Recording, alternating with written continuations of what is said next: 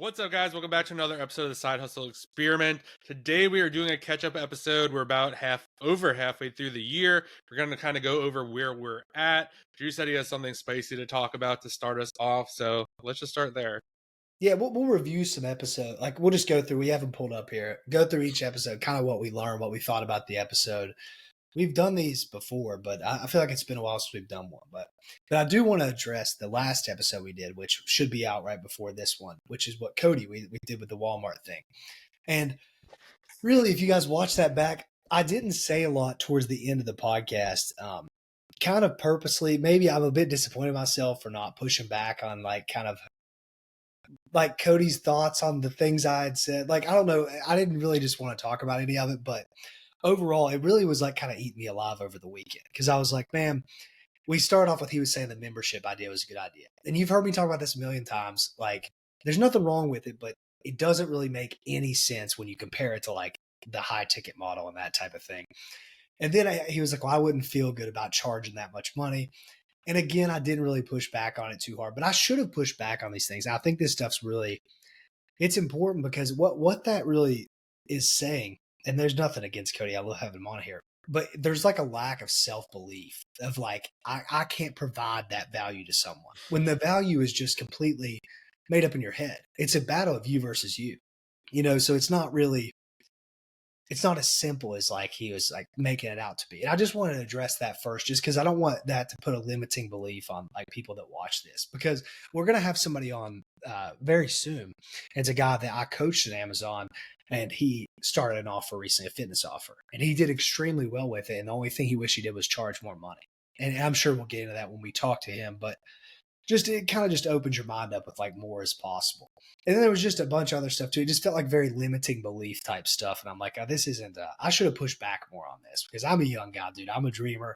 I should have pushed back more on when we started talking about all that stuff. But that was the spicy thing I wanted to go into. Nothing against Cody or anything. I feel bad I don't know, just express myself differently and just push back because, it's a podcast. We need to give different opinions on here. Yeah, I agree. So I think I pushed back a little because I was like, bro, like you're a lot smarter than you think. Like, because I think I went into, I was like, bro, if you like go to your friend who knows nothing about selling on Amazon, like they're going to think you're like a genius because you have so much stuff to say. And it is funny that you say that because I've actually been going through this in a little, I'm not ready to talk about it yet. But I mean, you kind of know what I'm working on. But like I had the same thing and I kind of was like, I don't know if this is going to work. This seems ridiculous. And then I kind of bounced it off to other people that I'm pretty friendly with. And they're like, yeah, like that makes total sense. Like I would pay for that, or I would do this, or I would do that. Like no one else is doing that. I was like, that's interesting. And then I just have to execute on it. I think that's the hardest part. Like I've worked my ass off on this one thing. And it's these tiny things that get in the way. Like the hard work is done, but like the little back end shit that has to happen and finding someone to do that is almost the hardest part where you're like, I don't even want to do this anymore. And it's just, oh my God, it's just so annoying to do that. And I was like thinking about it today at the gym and I was like, dude, this is where like most people quit. It's like you get the thing, you're 80% of the way there. And it sounds ridiculous. You would think like you're 20% of the way there and you're like, oh, I still have 80 to go. For me, it's always the total opposite. It's like, bro, you have most of it here. Now you got to go do like that little 10 to 20% and figure that out. And you forget, like, once that's done, it's done forever. Well, kind of. But you just have to push through that. And I was like thinking about that today. I'm just like, oh, you have all this other stuff to do. Like, you just really got to get this out. And then I also think just in general, when you're kind of, I don't know, trying to do something that you've never done before or haven't seen anyone really do, it's really hard just to kind of figure out, is this even worth it? Has someone already tried this? And then I kind of went, it's like, well, it's pretty good. It's going to be pretty low risk. It's either going to work or it's not going to work. But I owe it to myself to kind of try and see what happens. Yeah, that's another reason I even wanted to bring that up earlier too, is because I know in the midst of like what you're thinking and stuff, it's just like really not good for you to even hear like that. Yeah. I wish I would have said something, man, because it was like eating me up. I'm like, well, I don't know. And I wish I could have, I wanted to like talk to Cody about this too, just because I'm like, this stuff is just so much like limiting on you. And there's a really good like thing that Alan Sultanic says. And he goes, you know, what you'll do with your life is about 10% of what you think you'll do. So that's like his general rule of thumb. It's like, okay, so you close your eyes and you guys could do this too if you're listening to this, but just think about how much money you think you can make per month and start at $1,000 a month and then just slowly go up. So like $5,000 a month, $10,000 a month. And when do you start hearing something push back on you and go, are you sure you can do that?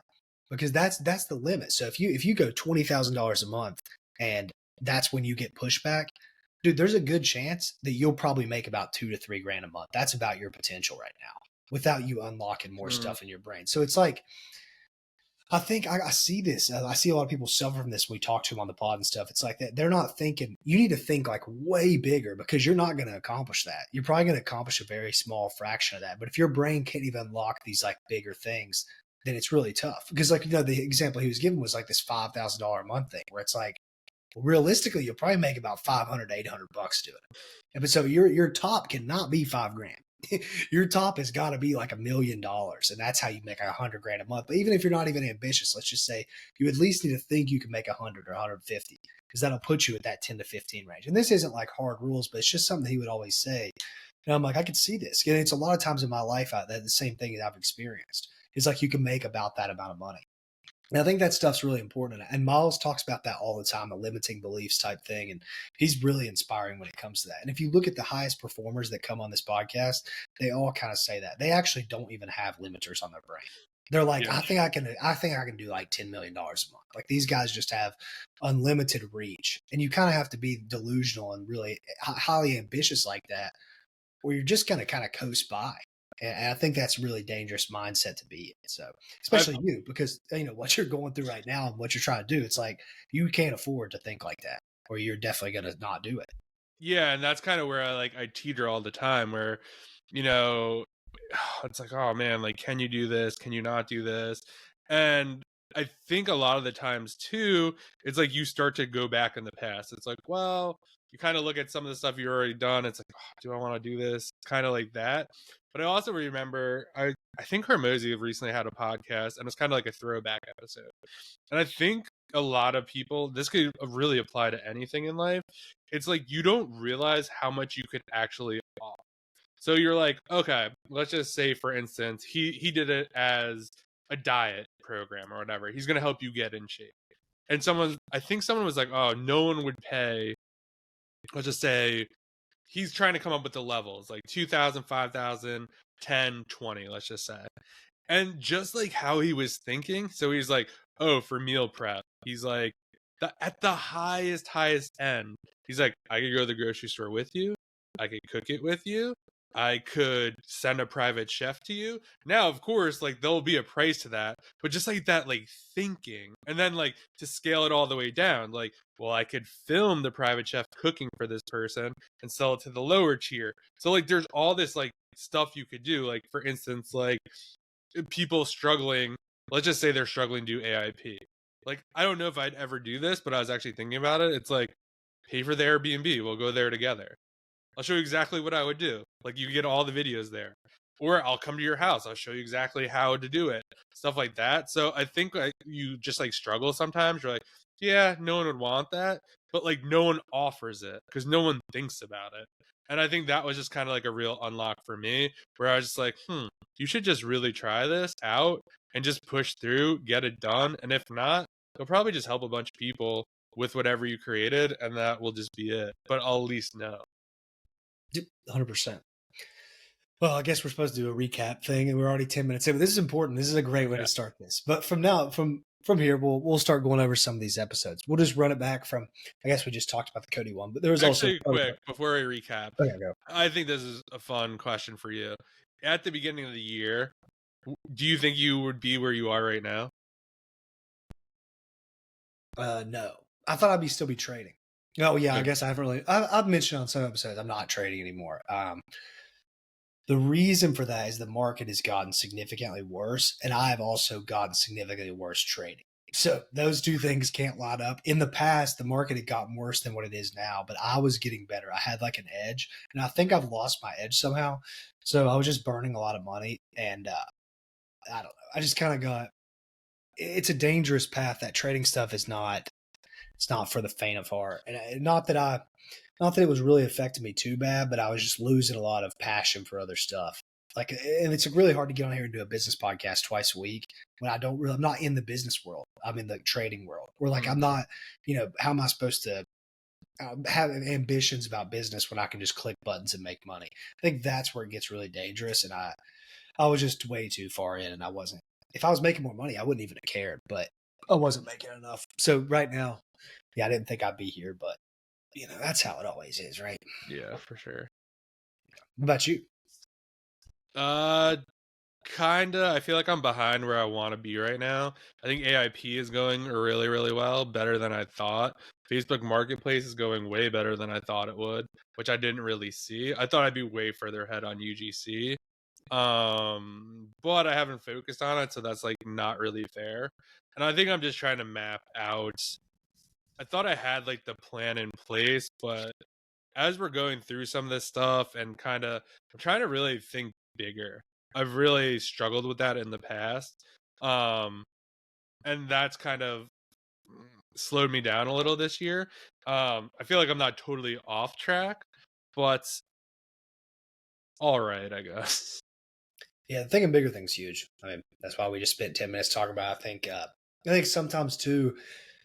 Really, I mean, it just kind of like pisses me off the whole like space that we're in. Sometimes it's just like the Amazon has all these problems, and then you have all these people who like aren't even making much money telling you these problems aren't like it's just a whole like small world thinking thing. It's like such a small subsection, but it's like, dude, you get on the rest of YouTube and you hear guys like you can make $1 million a month like easy. You just gotta like work at it. It's like, whoa, $1 million a month. Like that, people have ambitions like that. Even 100 grand a month, 200 grand. I was watching some guy today that does like creates offers on ClickBank of like women's dating and stuff like that, and he's spending like 50 grand a day on ads.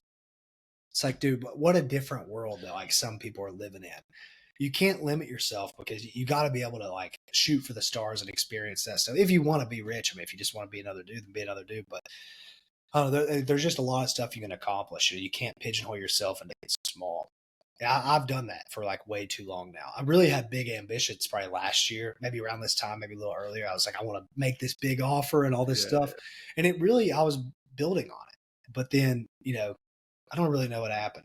It just kind of fell out of like, I don't see it working anymore. But really what I should have done is pivot, do something different, not just go straight into trading.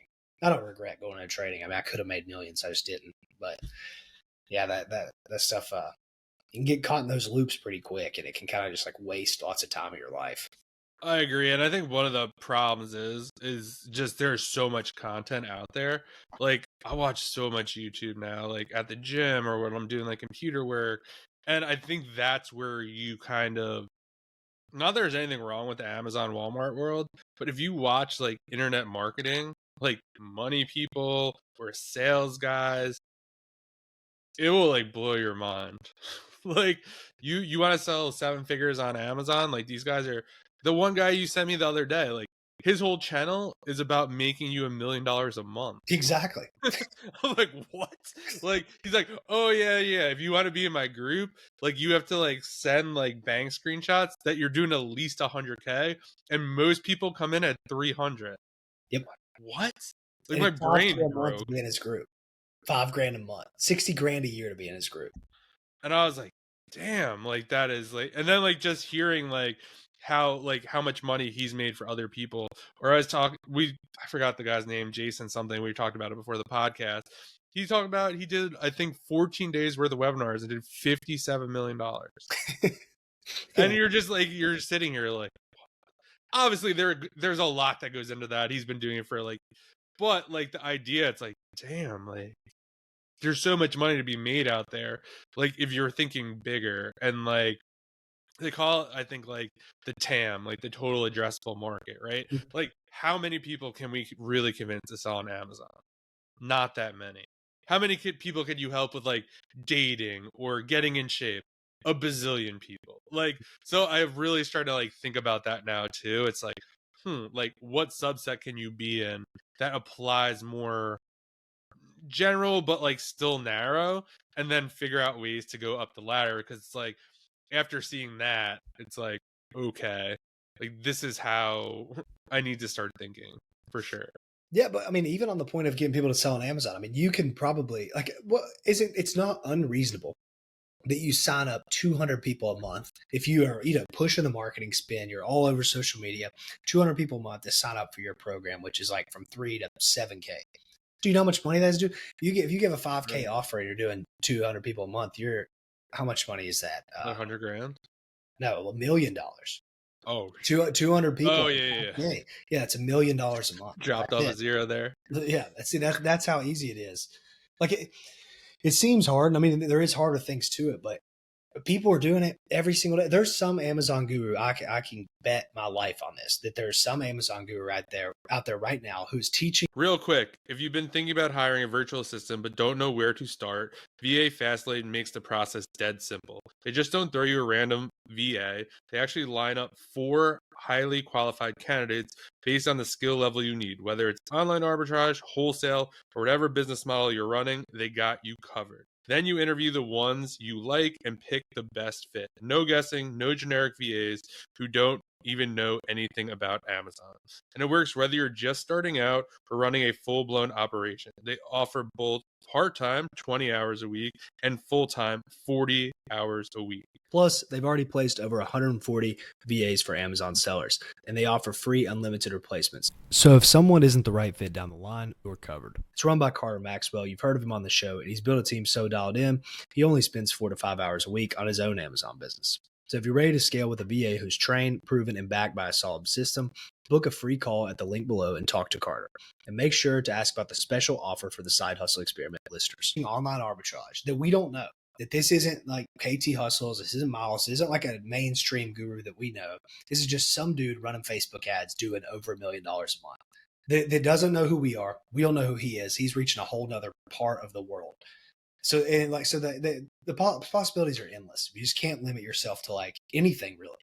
And I think a lot of times, me and you are bad about this sometimes, and other people definitely that we have on are bad about this. It's like you really need to we need to just keep abundant mindset, because there's a lot to accomplish. And if you get down a bad rabbit hole, it's just not good. And we could ranted about this for like 20 minutes, but I really have been thinking about it a lot recently. So I think this is actually more important than like kind of reviewing the other stuff, because I do think I've been getting caught where Mr. Beast actually said this. I was listening to, I think, like Colin and Samir. Like, I've been trying to listen to a lot of different content to try to get like different ideas instead of just like the normal kind of stuff. And Mr. Beast has like this thing where people like, he has this almost mythology. It's like, well, we can't film at the Eiffel Tower. And he's like, why not? Or like, who said no? And the person doesn't have an answer. He's like, well, did you try this? Did you try that? Could we buy it for a week? Like all these different things in his head. Like it's never a no for him. And I always like am starting to like think about that. Like I was telling you, I was like struggling with a lot of AIP videos last week, and it just like really screwed up the week. And it's just like, you know what? Like you can't make the video like that because the thing is broken. How can you make the video? Just make it like that. If the brand complains, I'll be like, listen, it doesn't work. So like I could either make it like this, kind of walk through like what I like about it or what not, or like I just delete it. And instead of just like, and then it all worked out. They're like, okay, like thank you, like appreciate it. So I think just coming up with like, well, how could I do this? If I had to do this, if someone was like, listen, like if you don't figure this out by the end of the day, like it's over for you, what would you do? Right? Yep. There's something in your head that you'll be like, I guess I could try this. And sometimes it works, sometimes it doesn't work. Sometimes it's like talking to someone, texting someone. But I really think that is more of it. It's like, how can I make this work? I think on the flip side, you also have to be like, do I want to continue to make this work? Like I saw that Amazon is now no longer in January 1st, 2026. They're no longer going to label products for people. So a lot of people were sending direct to Amazon. Amazon would label it for them. That like cuts a lot of their price in half because they don't have to send it to prep, pay for it to be prepped, and then you don't have to pay for shipping twice, basically. So it's gonna like really screw a lot of people over. And like I was thinking in my head, it's like, is Amazon a good opportunity? It depends on what you want to do. It's like, how many hoops do you want to jump through? Do I keep on jumping through these hoops? Because like, what else is it going to be? It's going to be more fees. Now they don't want to label all this stuff, and it's like, do I still want to do this? Yeah, sure. There's workarounds around that. You got to get a prep center. You need new product or whatever it may be. But I think that's kind of where we both kind of like concluded. We're like, this is crazy. Like, it's not going to get any better. Sure, can you work with it? Sure. Could I have like worked with it? Yeah, sure. But I found something else that I like doing a lot more, and now I'm doing that and trying to figure out some next steps, I guess. Yep. 20 minutes. We'll do a recap now. Let's Yeah, do let's some go. recaps. All right. Well, last one we had on Nick Spizak, and it Yeah. talked about AI. That was pretty dope. I love talking about AI. For some reason, I feel like these never perform well, but this one seems to be doing decent already. It's so off to a good start. yeah, he was really good, very well articulate with that type of stuff. And yeah, I'd say if you sell on Amazon, because he addresses that pretty well. But really, if you just want to use AI in general, that's a really good podcast. You have any thoughts on that one?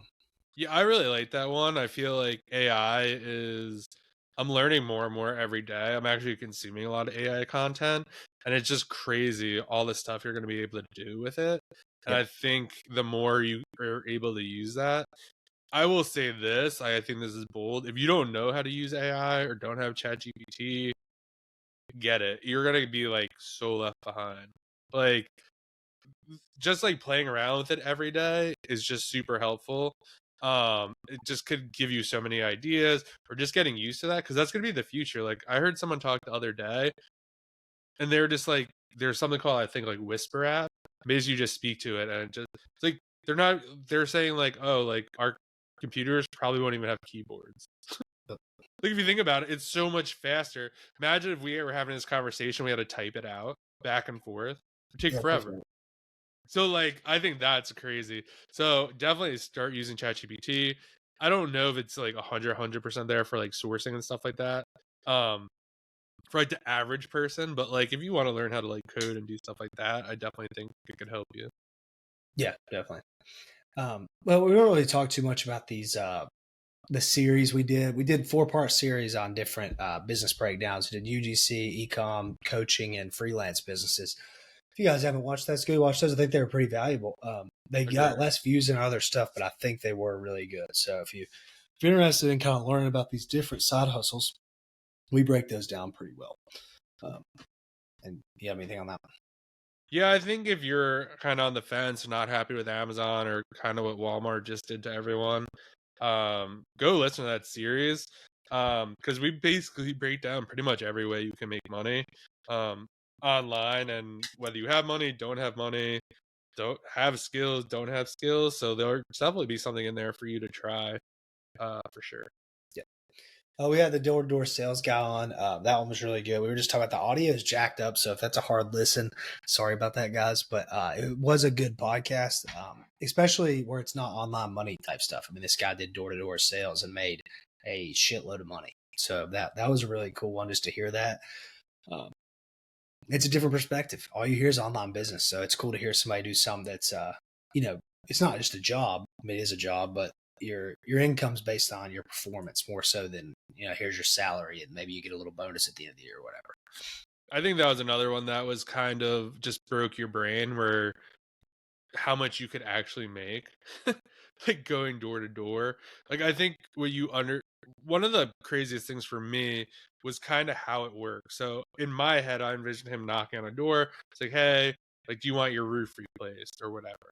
But like, turns out there's like so much stuff on the back end where it's like, there is a storm and like insurance is going to pay for your roof. So I'm like, huh, okay, like it's still a hard sale, but it's not as hard because like they're not paying for it. So I think you just don't realize like all these different models that you could do. And I think for that one, like it just has to be so lucrative, because I think at the end he's like, I definitely want to go back and do door to door. So it just has to be super, super lucrative. And there's just a great example is you can make money so many different ways. It doesn't have to be online. Yep. Well, we got our Checkmate Flips episode where that's got a ton of views, huh? 500 views. Yeah. That one's doing well. I mean, obviously, that's a good one. Him getting suspended. He's always good to have on. So that could have something to do with the title thumbnail, but also because he's a good guest. So we always have on. So not much to say about that. He just kind of gave his story. He does like options trading at the moment and didn't like the real estate stuff. So that one's cool if you want to hear about his story about getting, suspended on Amazon, I guess, because that is pretty rough. Pretty rough Yeah, stuff. for sure. I think big takeaways from that.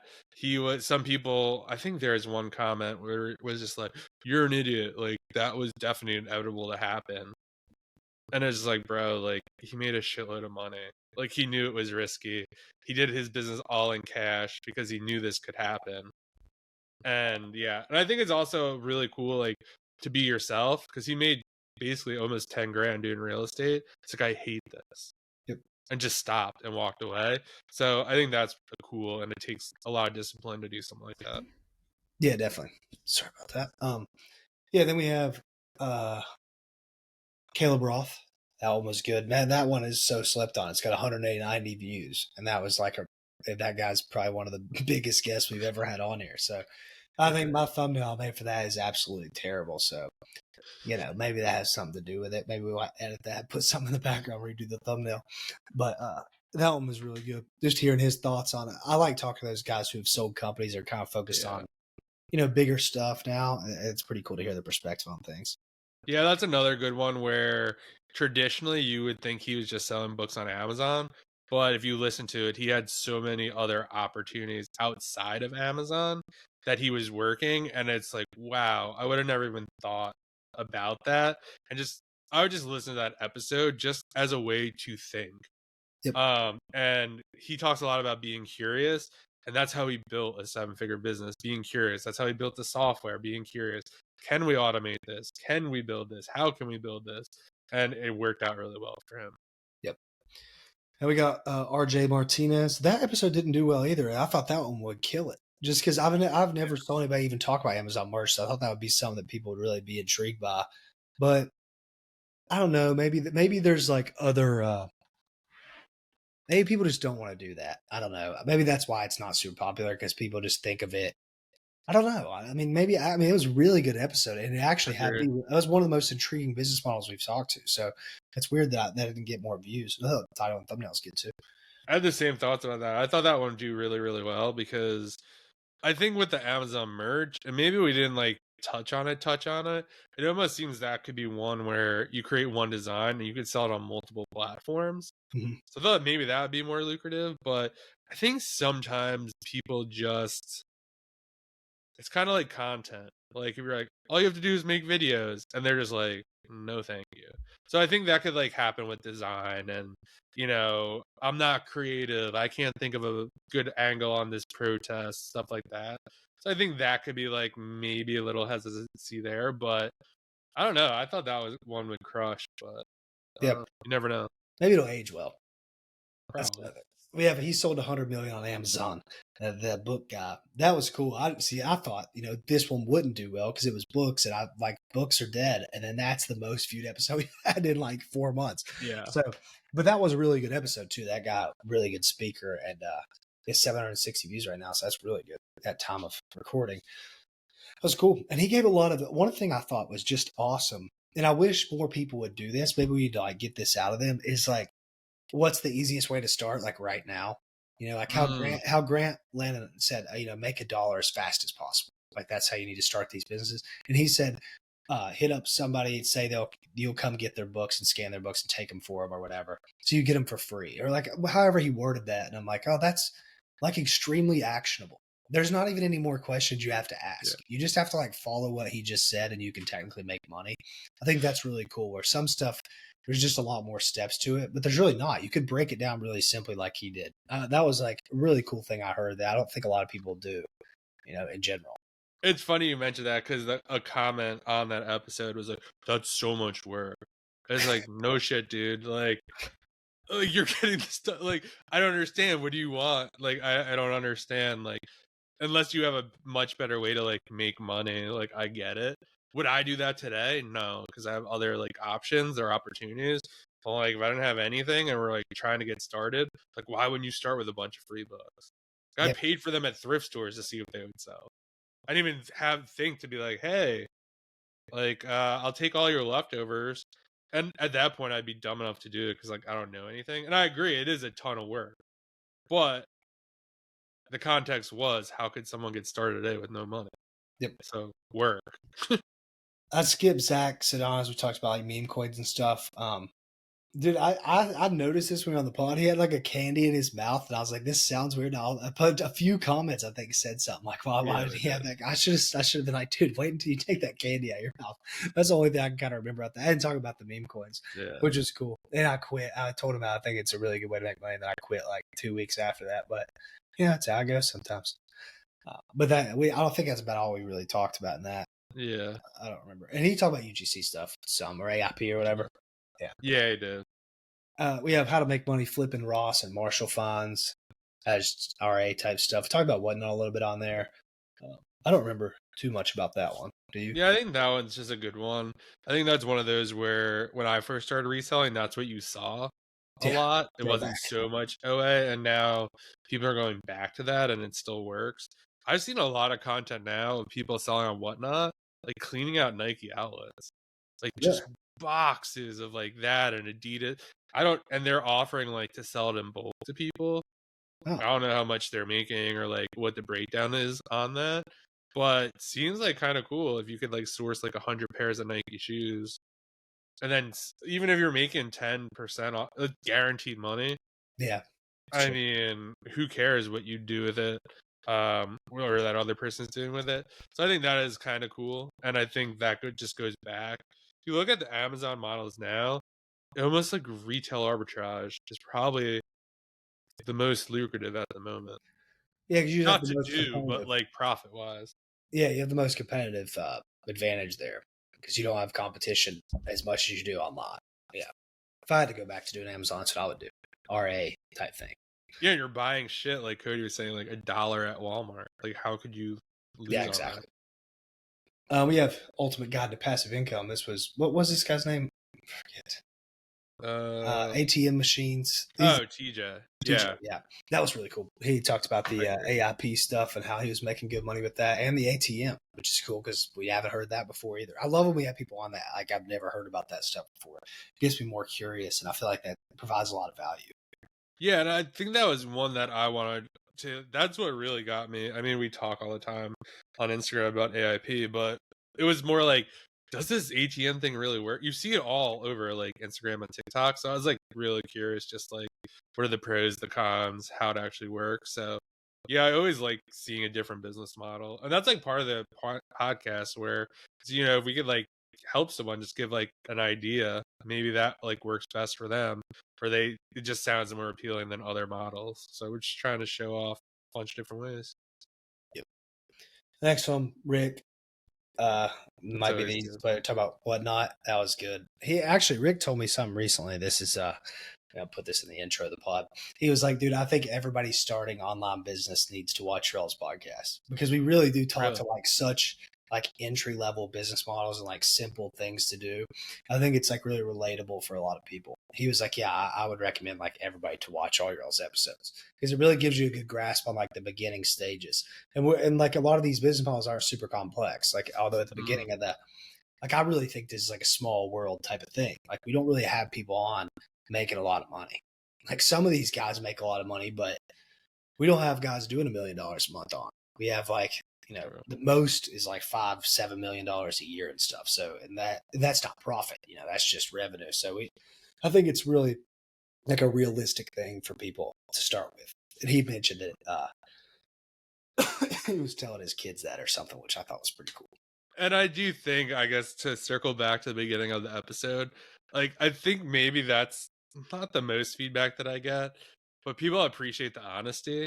Like we could be like somewhat negative or like this isn't gonna work or that. So I think people enjoy that. And I think that's a lot of like what's missing. Where it's all just the good shit and not the bad shit. So I think seeing that, and if you watch a lot of the episodes, you could definitely see. It'd be like funny if Chat GPT can almost just do like a whole like from the beginning of the podcast to like where we are now, like kind of like break down everything we were saying, and then be like, hey, here you are now. Like, no way you were trending that way when the podcast started, but now you're both doing different things. Yep. Next one, we had this online arbitrage sourcing strategy could destroy 90% of sellers. This was cool. This is more AI stuff, which this one actually did super, super well. So Yeah, dude. that was just an awesome episode. And I think that one's really inspiring if you know nothing about AI or coding or whatever. That guy seems like extremely smart, extremely educated on this topic, and he knew like nothing about it like a few years ago or even a year or two. I don't remember when he started, but that's how fast he's made progress on that, which I think is like really inspiring. Because like he said, he has no background in it. He just taught himself all this stuff, which just shows that you can do that too. You just have to put some time into it.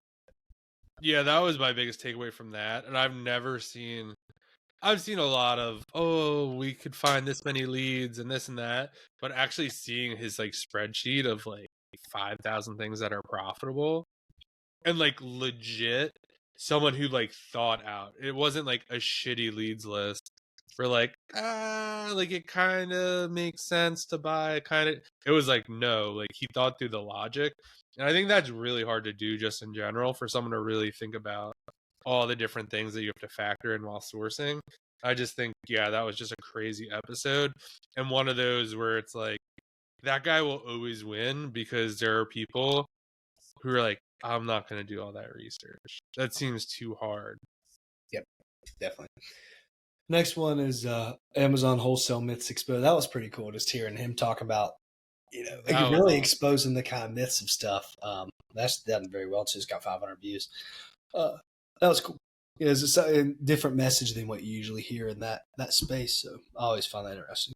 Yeah, especially one of that one was a lot of people are talking about, how brand direct is the only way.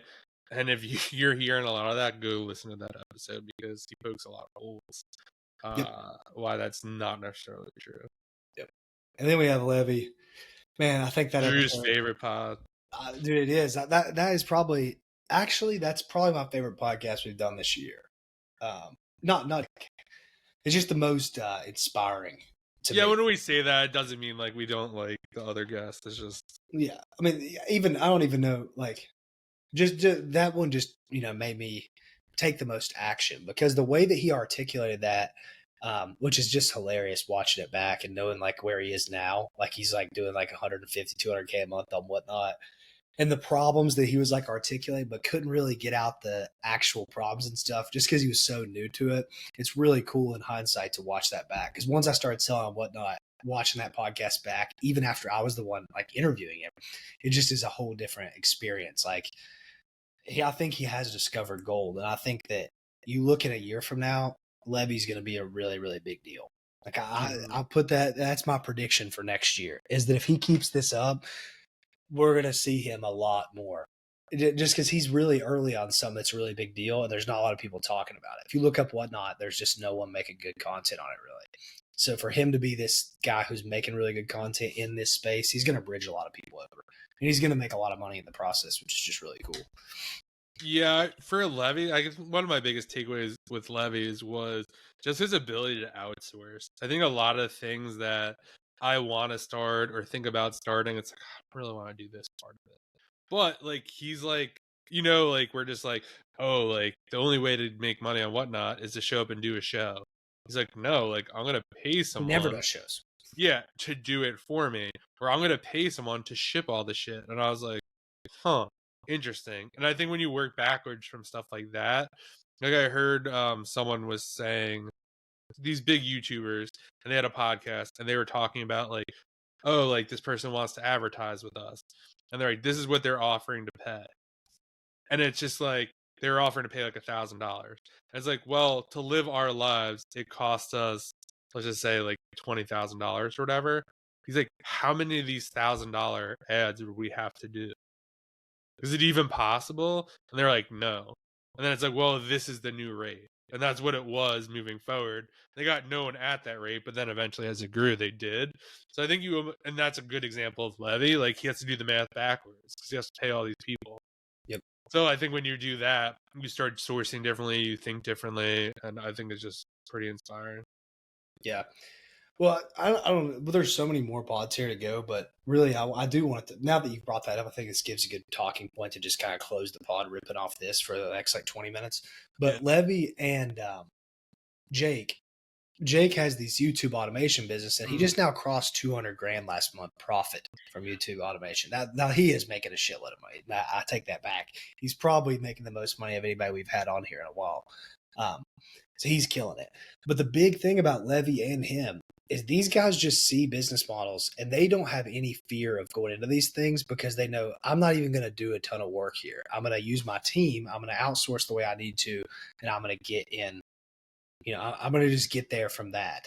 And I think that me and you don't really think like that because we're not used to having teams and stuff. And I think that's probably why it's so hard for us to, get done with some of these tasks. With those guys, man, they might take on even harder tasks than us, but it's like they're not really taking it on. They're building a team to where they don't have to do these little things you're talking about. They're like going to slow you down. It's like, well, somebody else is dealing with it. I'm just doing big picture. Everybody else is doing the small stuff that makes the whole machine move. And I'm happy you said that because that is like a very important part about all this stuff. And it makes me think that's probably If you enjoyed this episode and know someone else that would enjoy this episode, if you could send them this episode, literally just copy and paste a link, send them on Instagram DM. Everyone loves to network. This is a great way to do it, a very easy way. It helps grow the podcast and get better guests. So the more the podcast gets shared, the more views we get, the better guests we could get for you. We would really, really appreciate it, and tag us on social media and we will share it as well. talent, me and you both need to probably get better at, really. Yeah, and I've definitely learned that a lot over the years, where it's just like there's something like Hermosi always talks about, find the constraint. And I think for me, it's been not having a team. Like, because it's the ultimate constraint. Like, there's just stuff that, imagine, like, you could just be like, hey, what I'm working on now, I probably could have had a lot of help on. Like, just the pieces that I'm missing, even if they did a shitty job, like, it would get me further than I am right now. Yep. So I think I have to think about that more. I actually thought about getting just like a virtual assistant and just like trying it. Just be like, hey, can you do this? Can you, and just make it an experiment, and kind of see how it goes. Because I really think I need to flex that outsourcing muscle because I don't do it. I think that's one of the reasons why. I think that could also stifle like thinking bigger.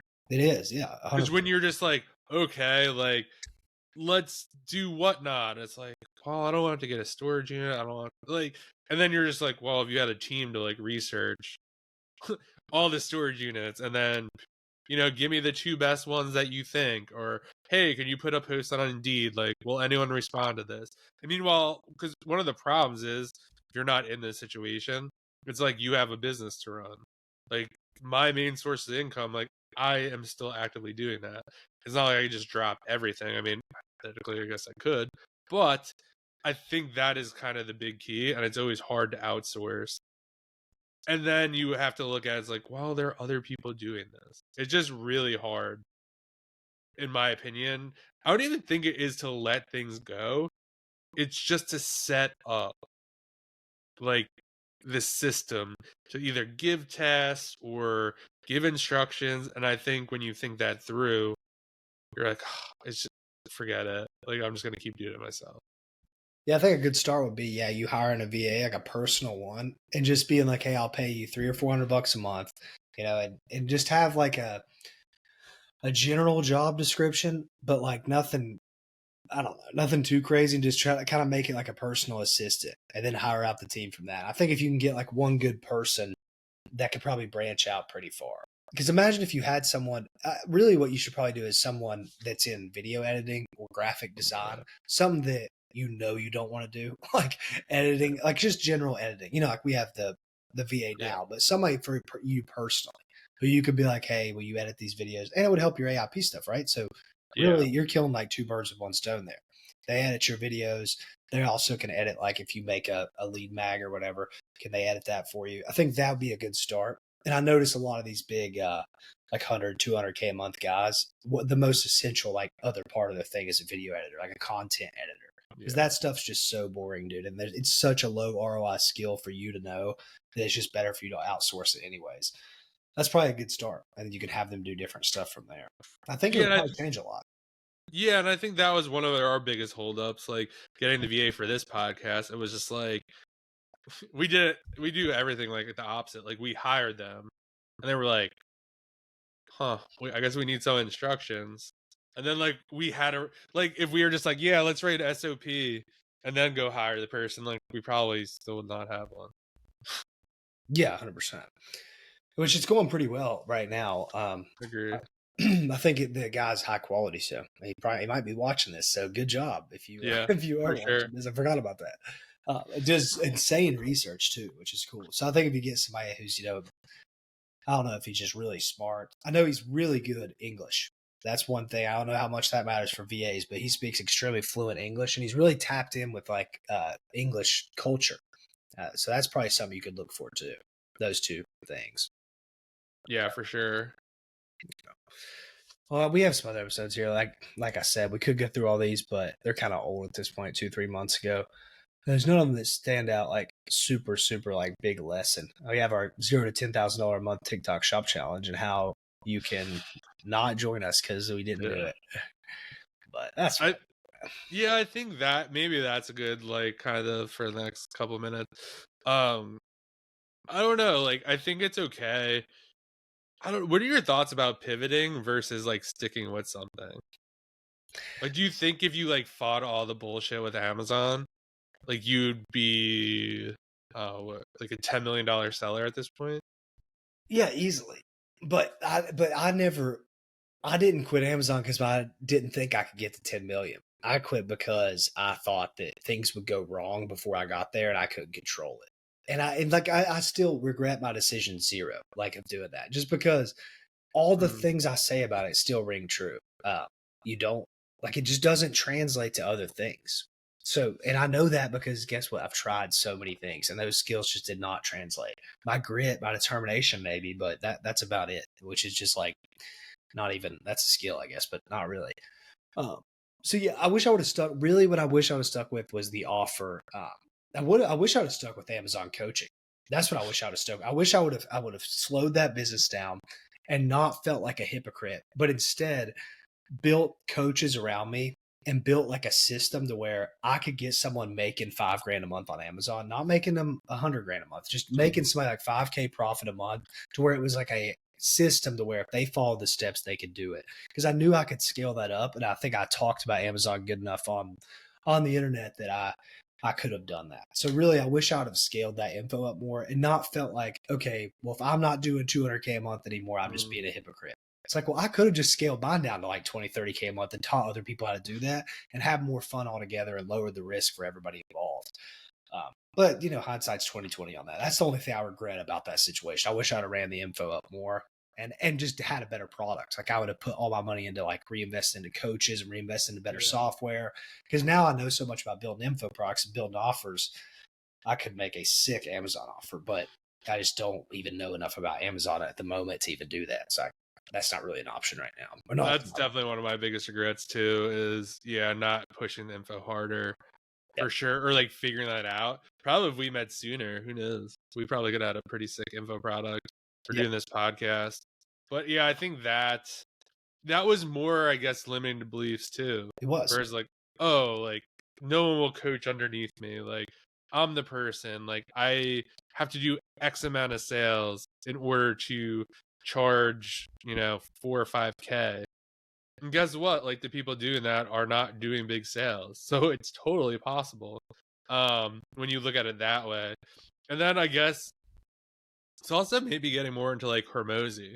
Because then if you look at Hormozy, it's like he sold all the gyms to teach people how to fill gyms. Yeah. So it's totally possible, obviously. And I'm sure people hate his guts, but I think more people like him and think he's like the man versus he's a piece of shit because he, helped people fill their gyms even though he didn't have any gyms. So I think that was kind of like a lesson too, where I was like, that's interesting. And I guess like if you can make it work and enough people like you and you're helping enough people more than hurting, I mean, I guess you could make it work that way. But yeah, that was probably Yeah, one of the bigger regrets for sure. Yeah, I mean, really, this is, I guess, some advice for like, everybody listening. I've probably said something similar to this before, but you just need to be working on a skill. You need to be getting good at something, and that doesn't mean like a business model. Like Mm, it can be a business model, it just depends what you're doing, but you need to be getting really good at something, especially as the world becomes more skilled and stuff. Like you really do need to get good at things. You can't just kind of skate by, kind of jumping from business model to business model. Like it's just not going to play out long term. And I think with the AI stuff, especially, here's like what's the real maybe things that pulls us together is we talk to these guys like the best sourcing method online arbitrage guy. That dude probably doesn't even know like that much about selling on Amazon. He's not some expert of Amazon, but he's putting out like expert level results sourcing on Amazon just due to his technological advances over other people.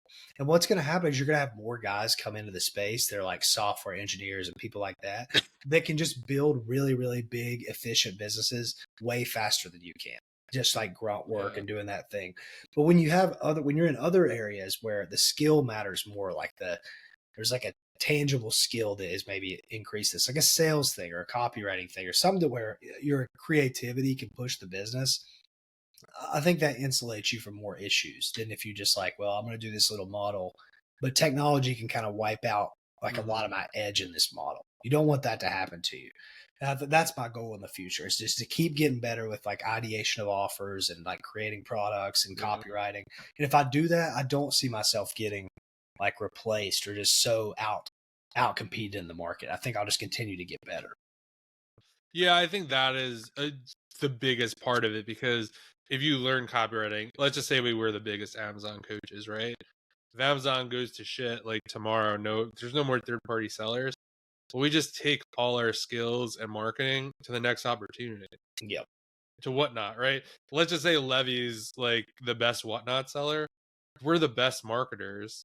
Yeah. Some more. Doesn't really matter. Like we either partner with him or we find some other Whatnot seller that's doing all right, and then we just spin why it's just such a great opportunity or whatever we need to do to create the info. So I think that is probably like one of the biggest takeaways. It's like, damn, like I would have spent more time on like sales, copywriting, like making an offer. And I think that is probably one of, if you listen to the podcast, I think that is one of the biggest opportunities, like being able to sell someone something versus the actual opportunity itself. Because I don't know. I feel like anyone could say whatever they want. There is a cap, like, to how much you could actually make on Amazon and Walmart.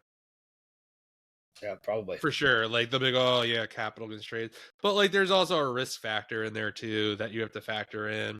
And then I just think if you could figure out a way to have those, like, skills, sales or marketing, you'll always have a job or be Yeah. able to work for someone for sure. Yeah, I challenge people if you're listening to this and maybe you're just trying to look at something different or whatever. Literally go look up how to build a funnel and build a simple book a call funnel. Build this funnel, make a VSL if you want to. You don't even really have to. And run Facebook ads. You can run Facebook image ads to a book a call funnel and get on a call with somebody and try to sell them something. If you're an Amazon seller, this is perfect. You could just run an Amazon offer. Just coach one human being.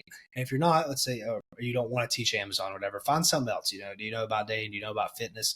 Do something like this. Just spend some money, write some copy, try to sell it to somebody and just see that process. And I promise you, if you can just get on the phone with somebody or you can see how that whole process works, you'll be very inspired by like you actually can just put in a little bit of money and get a lot of money out. And you probably can see how that would scale up. And it doesn't even have to be info. Like, for example, I was watching this pod the other day. This dude was selling hummingbird food on Facebook market or on Facebook through ads. And hummingbird food is just sugar water. That's all hummingbird food is. So he was buying bags of sugar and water, putting them together. Not even, no, he wasn't even doing that. He was just buying bags of sugar and repackaging it to say hummingbird food, like this custom packaging. And he was selling like $6,000 a week on Facebook, just running ads of something that he just went to Kroger, would buy like a big 50-pound drum of sugar and repackage it and call it hummingbird food, have like his little creative angle. But it's really like that simple. I challenge to do something like that to where just create an offer, an info or a physical product. Just you don't have to spend a bunch of money on ads, but just like 50, $40 a day and just see how that whole process works. Can you get some traffic? And I think you'll learn a lot. If you're somebody right now that's just wanting to try something new, try that out. And then you get to use a bunch of different skills and maybe you even make some money on accident in the process. But you should see the whole process and see how it all works. I like that a lot too. And I think too, if I've learned anything the last couple of, I don't know, let's call it months, watching other people's content, I'd suggest everyone watch The Corner Office. It's a podcast. That guy, if you listen to his podcast, you'd be amazed how much money people make on Facebook Marketplace. Yep. Selling power washing, selling blow up toys, selling hummingbird food. Like the amount of money you could literally make on Facebook Marketplace is insane. Yep. And I think everyone wants, oh, I need to have it's not scalable, it's not this. He pokes holes in all of that, and it's just absolutely insane. And it's such a low risk model. Like he was talking about the other day, he's just like, don't buy anything. Like take the Amazon picture, put it up there, and then if someone buys it, great. If no one inquires about it, like move on. Like you don't have to buy anything. And I was like, wow, I never really even thought about that. Did you know that I did that on Facebook? I did Facebook dropship. Have I ever told you this? No. Would you drop ship? I drop shipped Amazon products on Facebook Marketplace. This was probably 2021, beginning of 2021. I was making $3,000 a month profit on Facebook Marketplace, listing products straight from Amazon. And the thing that really, I was probably making like $1,500 to $3,000. And I found these pillow covers, and they're like seasonal pillow covers. So it'd be like Easter, Halloween. And these were like $8 or $9 on Amazon. This was back when, if you had Prime, it was flat free shipping no matter what the price was or whatever. So I'd do like $8 and I would charge $28 on Facebook. So and the fees at the time too were free. So there was no fees on selling online because they were trying to onboard users. So I was making $20 a pop on these dropship, and I would sell like 100 units a day sometimes, so make like $2,000. So I made like $9,000 in 1 month Facebook drop shipping. And then Amazon started cracking down on like switching people's address. So they would ban accounts. And I got my buyer account banned, so I couldn't do it anymore. And I was like, I'm too afraid to do it on my selling account because I was still selling on Amazon. But yeah, I probably made like $29,000, something in that range, a little bit below 30, somewhere in that range. And pure profit, doing nothing, man. I had a VA that would list all the products. They would list 10 to 15 products a day, and they would make all the orders for me every day. And I was just printing money on Facebook Marketplace. And you can still do that. I mean, it's probably way more competitive now, but I was making a lot of money back in the day from it. I've never said that online, but it's pretty cool. He had like a person on the other day too. They were doing like going to like government auction sites or whatever, or like Target, and then like just getting furniture for like, I don't know, $20-$30 a piece that could easily sell for $250. Yep. And they're like, yeah, you just put one together and that's your showpiece, and then you just sell the rest of them. As is, you have to assemble. And I was like, damn, like there's just so many ways to make money. And I think, I don't know, I would just like really sit down and be like, how much are you really making selling like e-com, and challenge yourself. Like if I had to not do e-com, how would I make this money? And it might surprise you. Yep. All right, well, we're approaching an hour. I thought that was a pretty good episode. Anything else you want to leave the people with? I don't think so. I feel that was a solid episode. Go check out the Blueprint series if you are looking for other opportunities or ideas. And we'll see you guys in the next episode. Yep. Don't have any limiting beliefs. Rock and roll. Peace. Yeah, think big. Peace.